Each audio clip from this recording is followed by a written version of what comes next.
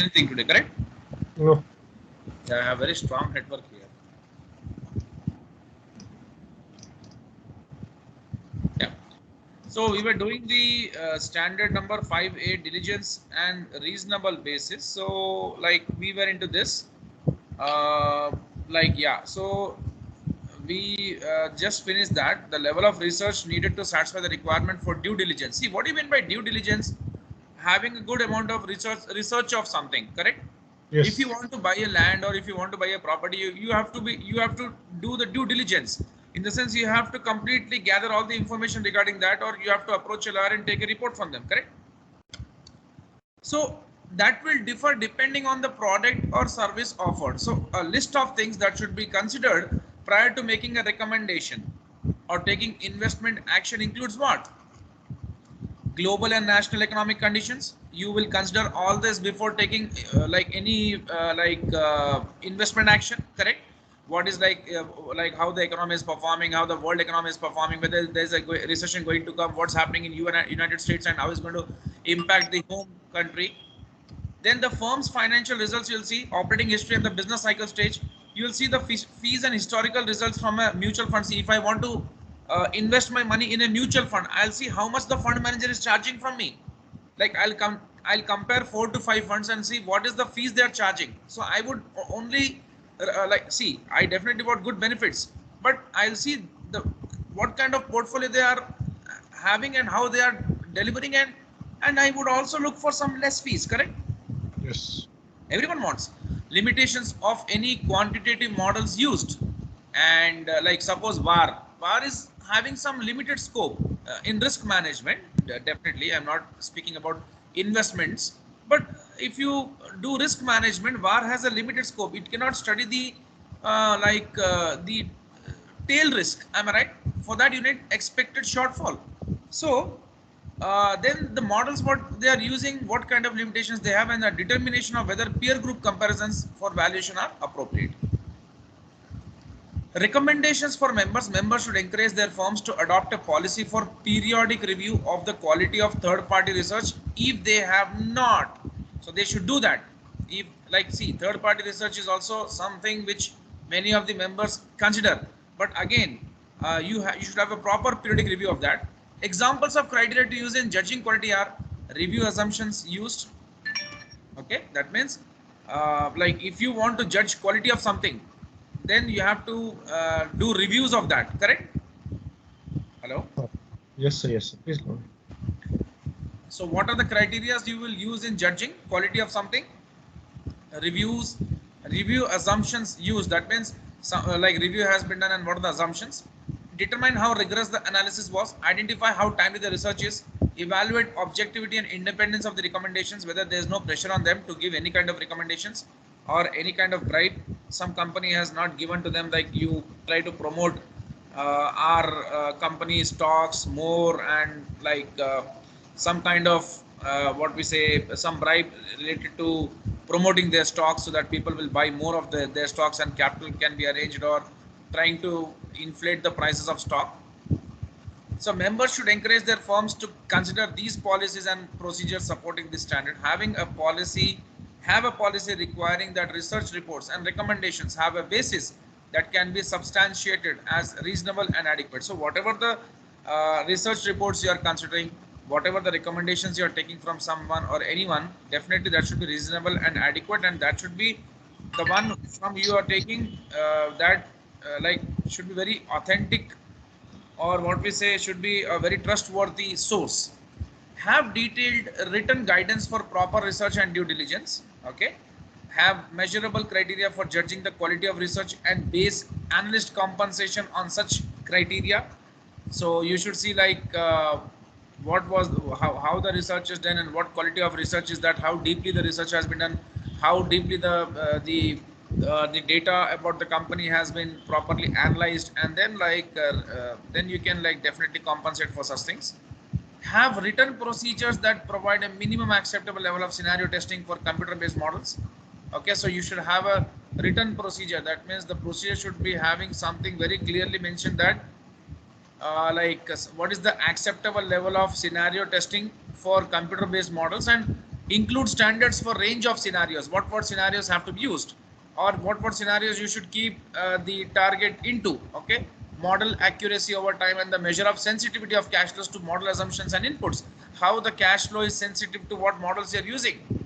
Now, have a policy for evaluating outside providers of information that addresses the reasonableness and accuracy of the information provided and establishes how often the evaluation should be repeated. So, you should also have a policy for evaluating outside providers of information. That means if you get information from outside, how authentic that source is, how authenticated or how trustworthy or that source is. Okay. And then there should be reasonableness, accuracy of the information provided. Okay. And also the evaluation, how often the evaluations should be repeated. You should see that. And then adopt a set of standards that provides criteria for evaluating external advisors. Okay. You should also have that standard whereby you can evaluate, and states how often a review of external advisors will be performed. This is what the standard says. Now, standard 5B, communication with clients and prospective clients. So what kind of communication you should have? So members and candidates must disclose to clients. See, if you are a consultant or a freelancer, you are having a firm and you have clients who approach you for your valuable suggestions and recommendations, then you should disclose to clients and the prospective clients. That means someone who is not your client right now, but can be someone who has come with your client and like listening to all your recommendations. Maybe he may in the future make up mind to be your client. So the basic format and general principles, so you should disclose to your clients and prospective clients the basic format and general principles of the investment process, how the investments are done. And then they use to analyze investments. See, you should check how they analyze the investments, how they select the securities. Okay. If at all there is a scope of some correction, definitely you can guide them and construct the portfolios, and must promptly disclose any changes that might materially affect those processes. What process they are following and what the process should be, that you should see, and then guide them. Disclose to clients and prospective clients significant limitations and risks associated with the investment process. Of course, see, it's not only the investment what you are thinking of doing, what you always think of doing, and you want to earn money from those investments. It's not the only thing. What again should be considered is the kind of risk that investment has. Okay. Some people who are who always listen to people's words and they do investments, but they don't think that the investment what they're doing is based upon some other's recommendation. Fine, the other person can be a expert, but still you should, before investing, you should always know and also know the risk associated with that investment, whether you can absorb that risk or not, whether you are capable or you have the capacity for that or not. So use reasonable judgment in identifying which factors are important to their investment analysis recommendations. So like the standard also says that when you are when a client is approaching you, you should have a reasonable judgment as per which you should identify the factors that are very important to the investment analysis, the recommendations what you give to them, or the actions, and include those factors in communications with clients and prospective clients. So what are the most important elements you should be taking into consideration for that investment? You should be mentioning them. What you really emphasize on in that particular investment, what do you expect, what do you want from that investment? Okay. So distinguish between fact and opinion. See, facts are facts which are real ones. Opinion is what your opinion is. Okay. In the presentation of investment analysis and recommendations. Now, all means and types of communication with clients are covered by this standard. So this standard specifically exclusively deals with this, not just research reports or other written communications. Members must distinguish between opinions and facts and always include the basic characteristics of the security being analyzed in the research report. Okay. So that is what, again, it's a very simple statement, can be understood. Expectations based on statistical modeling and analysis are not facts. See, facts are what is the reality of that particular investment. Okay. And opinion is what you frame based upon your research and the statistical analysis and modeling. Members must explain. Hello. Yes. Yes, yes. Okay. Following. Yes. Yeah. Members must explain to clients and prospects the investment decision making process used. That means you should, being a member of the institute and being a professional, you should explain to your clients and the prospects, the investment decision making process used. So on what basis you are taking the decision that the investment can should be done, so that you should mention them, that you should explain them. See, if I have to select a particular stock, what I will look into that stock, and on what basis I will recommend my client to take that stock, that I should disclose them, where I am emphasizing.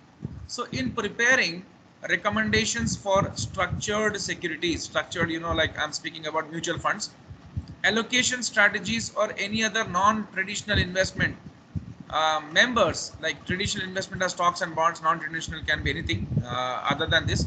Members must communicate those risk factors specific to such investments. So if anyone is taking any mutual fund or wants to take any mutual fund, or stressing on that, then we should explain how the security is, what kind of security that is, and what is the structure what is the structure of that security, and what are the allocation strategies, how the like money has been allocated in what kind of stocks, like that the member should explain. In all cases, members should communicate the potential gains and losses on the investment clearly in terms of total returns. Now, members must communicate significant things in the risk characteristics of an investment or investment strategy. Of course, they should mention the risk, what is associated with that particular risk. Members should update clients regularly about any changes in the investment process. So, suppose the member has taken up some clients order, like they should like some portfolio has to be made. So if they are in the process of making, if they find any changes to be done, if they want to do it, they should mention to the client, including any risk and limitations that have been newly identified. When using projections from quantitative models and analysis, members may violate the standard by not explaining the limitations of the model. So again, they should explain that the limitations of the model, what they are using. Okay, anything, be very transparent to your clients. Members and candidates must inform clients about limitations inherent to an investment. Like, don't overestimate that you're going to get guaranteed returns, or everything about the security, like what kind of volatility it has, what kind of risk it has, how much is expected, and how much it can give. Don't be firm on the expectation. All these things should be mentioned. So two examples of such limitations are liquidity and capacity. Liquidity refers to the ability to exit an investment readily without experiencing a significant extra cost from doing so. That means selling it and converting into cash. And capacity refers to an investment vehicle's ability to absorb additional investment, which without reducing the returns it is able to achieve. So members and candidates must inform clients about limitations inherent to an investment, or associated or corresponding to an investment. Two examples of such limitations are limitations about the liquidity and capacity of that particular investment. Liquidity means how, like, immediately you can convert that investment into cash, and what is the capacity of that particular investment, what returns it can give you, and like what it is able to achieve. Now, recommendation for members: selection of relevant factors in a report can be a judgment call. Of course, if you select all the important factors, it can be a judgment call. So members should maintain records indicating the nature of research, what they have done, and be able to supply additional information if it is requested by the client or other users of the report. So your research, your judgment, as well as if any additional information they want, the member should be in a position to disclose. Now, record retention, the standard 5C. So very simply understood, this is nothing but about retaining the records, okay, or keeping the records intact of all the all the kind of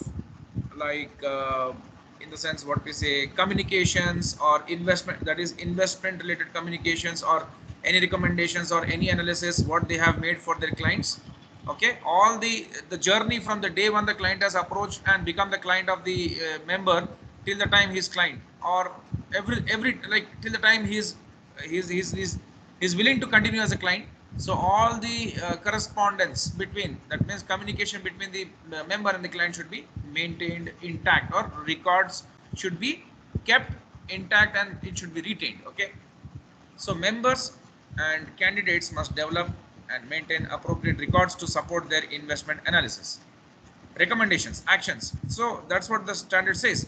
If you are a member, you are a candidate, you must develop and maintain appropriate records to support the investment analysis. See, if I am doing some I'm a member, I'm doing some investment analysis for my clients, I should keep all the supporting documents to show, like to show why I am recommending a particular stock, or why I am stressing my client to buy some particular stock, because I definitely am very much confident about that stock's performance or that company's performance, because I have those records, I have those relevant information, I have that analysis with me, okay, or I have that research report with me.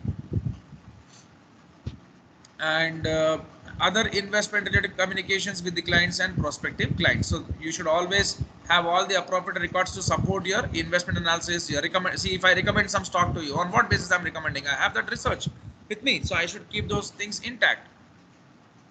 So members must maintain research records that support the reasons for analysts' conclusions and any investment actions taken. So that's what, if I am stressing on some particular stock that my client should buy, I should have that like reasonable base to say that why they should buy that stock. Okay, so that's what it is. Such records, so members must maintain research records that support the reasons. So the member should maintain the research records that should support the reason for my conclusion about some investment action to be taken by the client. So such records are the property of the firm. Okay, all communications with the clients through any medium, any email, through email, text messages, are records that must be retained or kept safely. A member who changes firms must recreate the analysis documentation supporting her recommendation using publicly available information or information obtained from the company, and must not rely on the memory of the materials created at her previous firm. See, if at all I am like the member is leaving the firm, okay, then they should take the information from the public domain and then support their recommendation what they made to the client.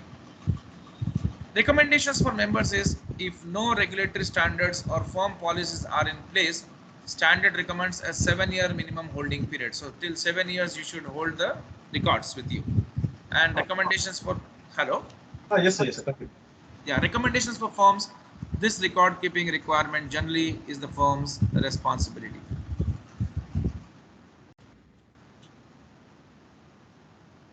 Point is very clear. Okay. 7-year minimum holding period, that is a recommendation for members. We are going into the 6th standard, guidance for standard 6, conflicts of interest. Now we are about to wind up this chapter very soon, because I think you have almost 7 standards. Yeah, done. Yes, yeah, 7 standards. Sorry? Yeah, there are only 7 standards, thankfully. Yeah.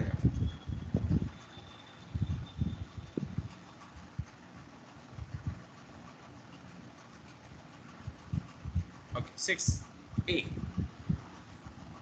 Conflict of interest is nothing but where the client and the member, in the sense they don't have consensus ad idem or a similar kind of thinking, there the conflict of interest comes into picture. That means what I think, suppose it's me and you, if we both have a common thought, then we don't have any conflict. If we don't agree on some particular point, then what's the thing? Then there's a conflict of interest, correct? Yes. There's a conflict, yeah. See, conflict of interest is nothing but what I like and you like, both the likes should be alike. In the sense, what I like and what you like, both of us are having a common liking. But if what I like and what you like, if I don't like, okay, what you want, if I don't do, because I don't like that particular thing, then it's a conflict of interest, correct? Yes, sir. A simple example is nothing but this is the management of a company and this is the shareholders. Shareholders want management of the company to invest the retained earnings of the company into some risky projects, okay, because they think higher returns would benefit them. But management doesn't want to do that. Why? Because management thinks that if they put the money into risky investment, that is not in the favor of the shareholders, and the blame is going who is going to be blamed? The management. So they don't want to do that. So this is the conflict of interest between these two parties. That's what. Now, so standard 6A, disclosure of conflicts. First and foremost thing, the disclosure of conflict should be there. Where there is no consensus ad idem, or where the thought process is not matching, So members and candidates must make full and fair disclosure of all the matters that could reasonably be expected to impair their independence. So that's what, where their independence is impaired, that is what that is, they are not liking that particular thing happening with them, and objectivity or interfere with the respective duties to their client. See, suppose if a member is doing something for the client and member has been asked to do that particular task not independently but based upon the recommendation from the authorities, higher authorities, then what is happening? There's a conflict of interest, correct? So that should be disclosed, and the member should be very clear that the decision what the member has taken for the client is not independently but based upon but the it has been taken based upon some pressure on the members. Are you understanding? Yes. That's what. And so definitely what we say is the members and candidates should act independently. Otherwise, they should fully disclose where their independence and objectivity has been impaired. Now, members and candidates must ensure that such disclosures are prominent, are delivered in plain language and communicate the relevant information effectively. Otherwise, who will be blamed? Members will be blamed. So they clearly should mention that it is not they who are doing something with full-fledged independence, but it is been they are been pressurized to do that. That's what. So members must fully disclose to clients, prospects, and their employers all actual and potential conflict of interest in order to protect investors and employers. Okay, where the conflict of interest is, that should come out, where they are very much they are feeling that they are very much in pressure to do certain task based upon someone else instruction, and they are not performing their task with independence. So that is the area they should disclose. The requirement that all potential areas of conflict be disclosed allows clients and prospects to judge motives and potential biases for themselves. Disclosure, see, even the clients can also pressurize the member to do to take some decisions which doesn't suit the client. Okay, so here the independence and objectivity is the word which I'm using and stressing much more times. So disclosure of broker dealer market making activities. Okay, so see, the members definitely they would be giving some services to their clients, and for that they have to depend on some brokers. Okay, so disclosure of broker dealer. So if member is in a firm and the firm is a brokerage firm, and they are having some relation with the dealers, of course they will be having.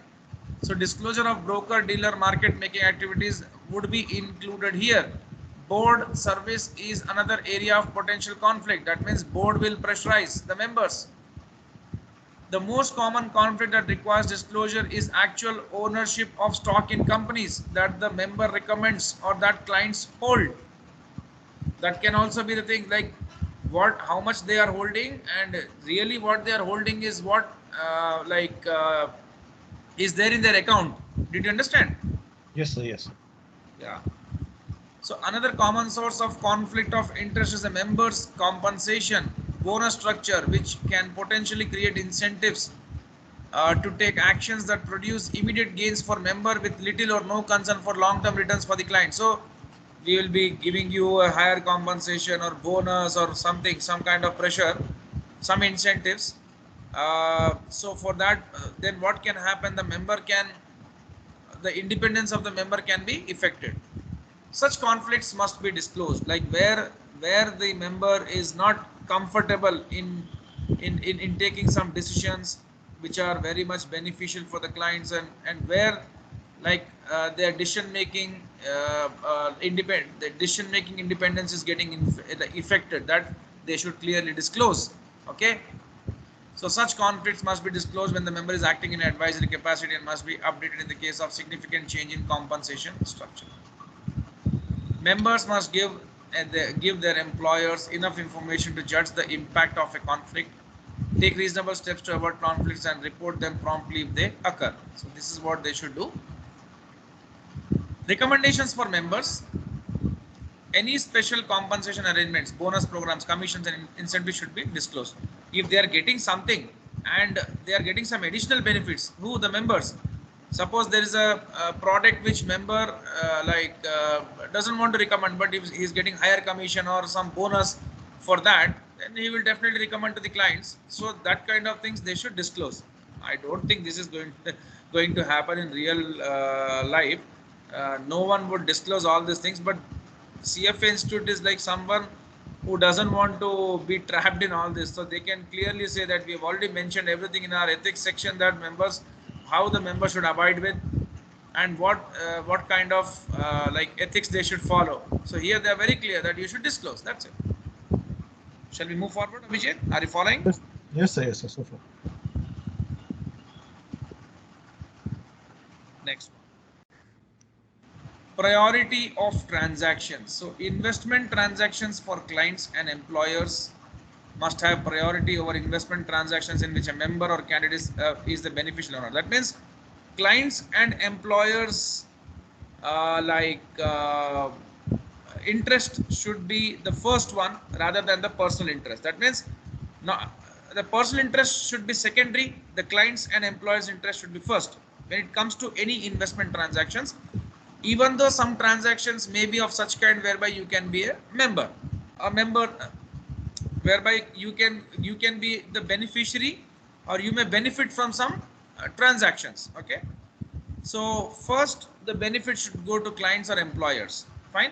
So again I'm repeating, investment transactions for clients and employers must have the priority over investment transactions in which members or candidates beneficiary owner. Suppose there is some investments which have to be done in some particular security or something, and that the member also knows, member even knows that they also are willing to invest there, but let's say like the first priority what they should give to the clients and to the employers, because it is their job and their profession is of such kind that they should serve the clients and employers. Okay, first, then they can go for their own personal benefits now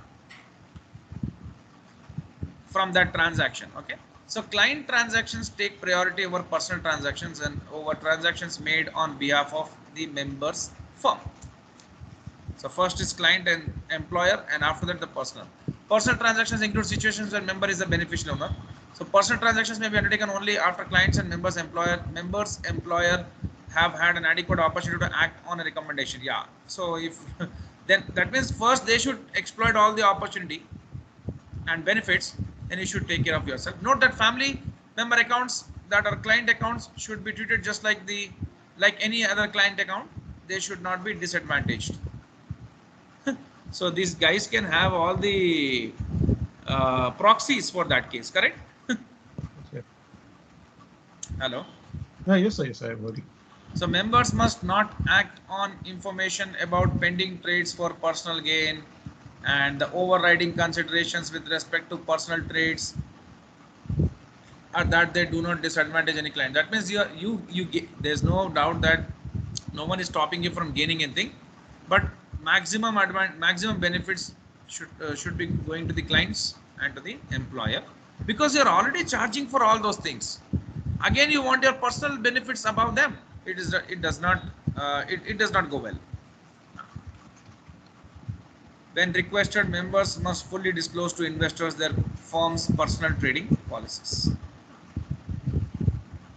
Recommendations for members. Members can avoid conflicts that arise with the initial public offerings by not participating in them.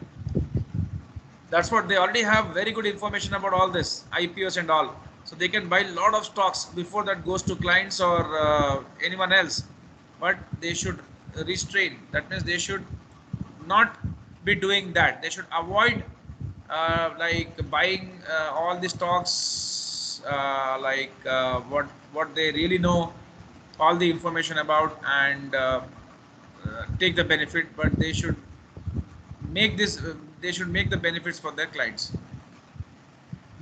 So they should not participate in those IPOs at all. Okay, members should encourage their firms to adopt procedures listed in the following recommendations for firms if they have not done so. What are the recommendations for firms? All firms should have basic procedures in place that address conflicts created by personal investing. The following areas should be included. So these are the very important and crucial areas whereby there can be like there can be some like instances whereby the members may out of greed, okay, or out of taking like good advantage, may enter into, but very clearly like that can create a conflict. So firms, they should have basic procedures in place that can reduce all the conflicts and because of the personal investing of the members. Now, what are the areas? Establish limitations on employee participation in equity IPOs. Here employee is member, okay. Establish restrictions on participation in private placements. Strict limits should be placed on employee acquisition of these securities, and proper supervisory procedures should be in place. That means, since you know all the information, the problem is your job is of that kind. You cannot your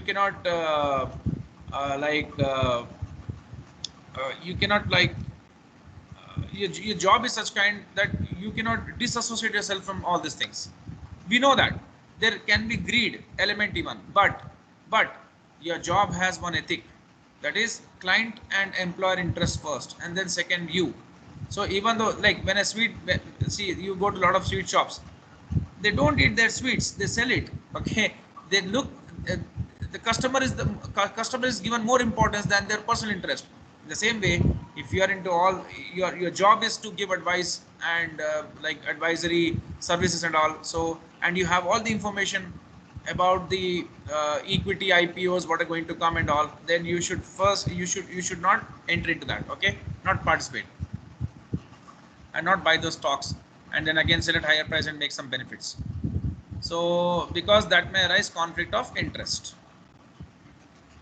Establish blackout restricted periods. Employees involved in investment decision making should have blackout periods prior to trading for clients. No front running. No. Keep yourself back.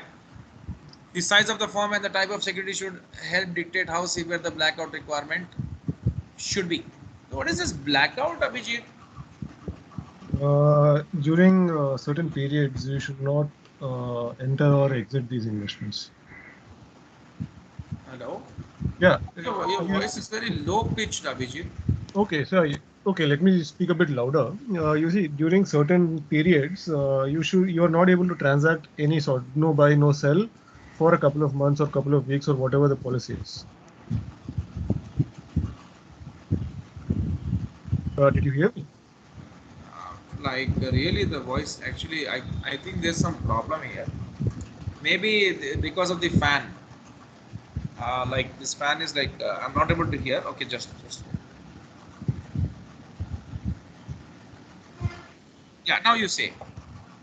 Yeah, so when there are certain periods, you see, the firm will establish Yeah, certain. like when you're working as an employee in a company, so blackout period is nothing but in financial markets, it's a period when some people, which people, like the executives and employees, are prohibited from buying or selling shares in their company, correct? Agreed, yes. Yeah.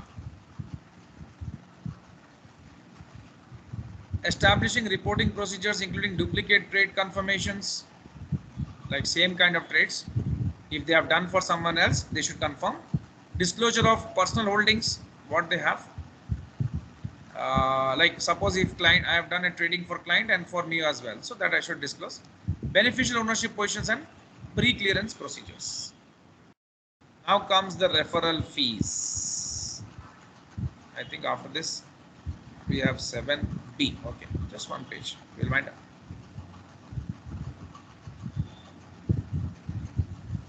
See, referral fees, members and candidates must disclose to their employer, clients and prospective clients as appropriate any compensation, consideration or benefit received from or paid to others for the recommendation of products or services. That means if you are charging something or you are paying for something, you should disclose. Members must inform employers, clients, prospects of any benefit received from referrals of customers and clients. What do you mean by referral? Someone referred your name, correct, and other person has approached you, so you'll be charging, correct or wrong? Yes, of course, we'll be charging. So members, so that you should disclose. Members must inform employers, clients, and prospects of any benefit received for referrals of customers and clients, allowing them to evaluate the full cost of service as well as any potential partiality. That means if someone is recommending our name, member's name to some other friend or relative, like regarding investments, and that guy comes and approaches and gives some fees or something like that, then that should be disclosed. Recommendations for members. Members should encourage their firms to adopt clear procedures regarding compensation for referrals. Members should provide their employers with updates at least quarterly. Say, what do you mean by referrals actually? Yeah, so when you may give a lead for a business opportunity, that may be considered as a referral. Any So, benefit received for referral of, yeah, if you refer my name to someone, it's like if let's say a referral can be two things now. Suppose this is me, this is a student who has come and approached me, and he says, sir, like I told him like I'm going to charge you 10,000, and he says that I'm bringing 5 more friends, I'm referring your name to them. So I said like, okay, I'll give you some discounts of 2,000, I'll charge you 8,000. This is one thing which I am paying out, correct? Correct or wrong? yes, correct. Secondly, if he is bringing like students to me, those are paying to me, correct? So one thing is someone's name has been like my name has been referred to some other people, correct? With that I got the business. Is that like, what is that? Is that the thing here? You see, let So me just members, rephrase it. no, You see, members and candidates must disclose to their employer, clients, and prospective clients as appropriate any compensation, consideration, or benefit received from yeah. If I get any benefit, suppose if those students are coming, I am getting benefit, na? yes, They'll pay fees to me or not? yes, Here I am paying to this guy like by way of discount, and I am getting the customers, okay, who are paying me. That's what. Just a second, Abhijit. Just wait.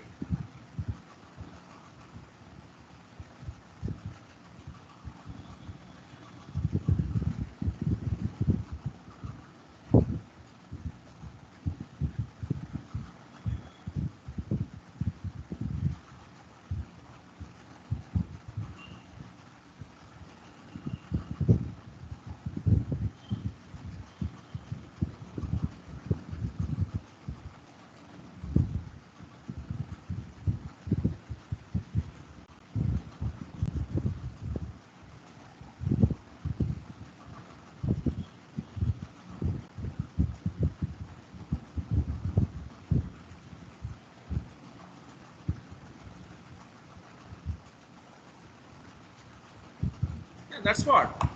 So here what I pay to this guy in the form of 2,000 rupees discount is the referral fees, correct? Because he is like promoting me to his like friends, isn't it so? He's promoting my services, am I right?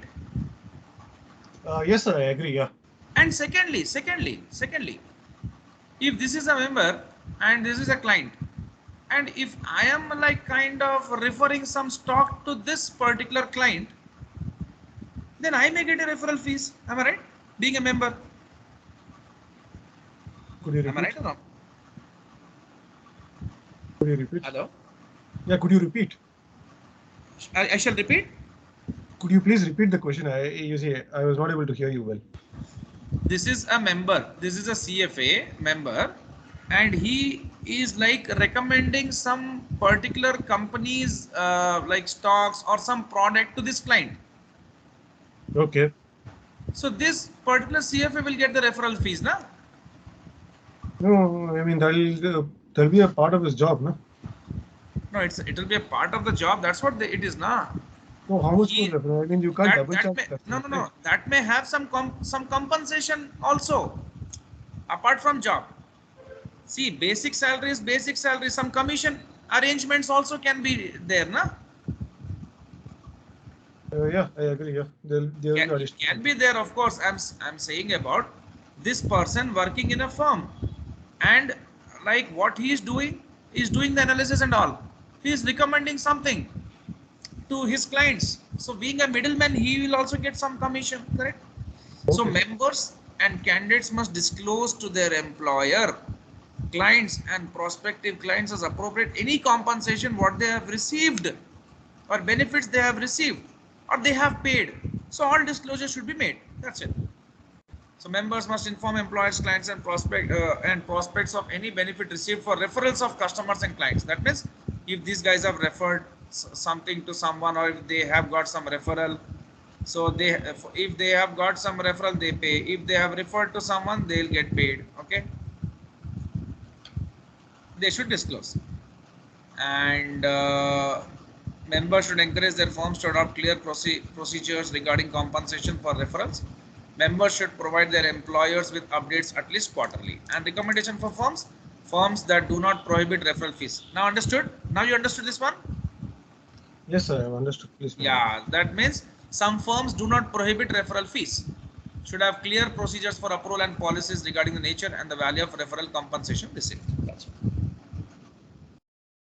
We are entering into the last standard, responsibilities as a CFA institute member or CFA candidate. See, it is very simple. Conduct as participants in CFA institute program. See, I am saying clearly, I don't want to discuss this. If you are, okay, let's discuss, since we have not left anything. Why to, like, it's like 5 minutes discussion.